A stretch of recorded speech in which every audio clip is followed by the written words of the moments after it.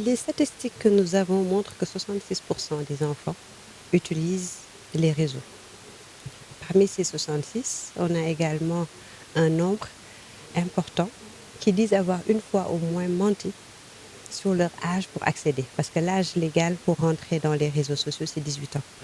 Au Sénégal, également, c'est 18 ans, mais les enfants mentent sur leur âge pour rentrer. C'est pourquoi, dans la stratégie, le New Deal technologique, le Sénégal a pris l'engagement de protéger tout le monde, que ce soit les enfants, les parents et même les instituteurs et toutes les personnes qui gravitent autour des enfants.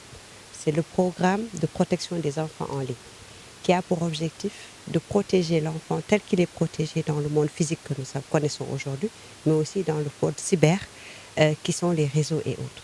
Et ce programme-là, nous le faisons en partie prenante, avec toutes les parties prenantes, mais surtout avec les ONG aussi, qui travaillent dans ce cadre-là, notamment SOS Village, qui travaille, avec le ministère aussi de la Famille, qui travaille dans ces activités-là.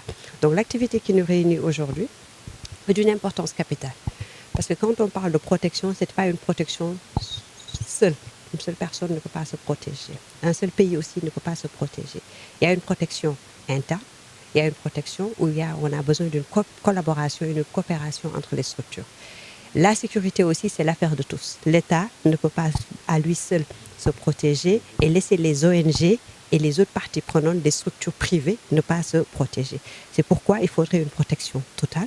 Nous avons mis en place au niveau du Sénégal beaucoup de structures en charge. Nous avons la Direction générale du chiffre et de la sécurité des systèmes d'information, qui est l'agence d'exécution de la cybersécurité.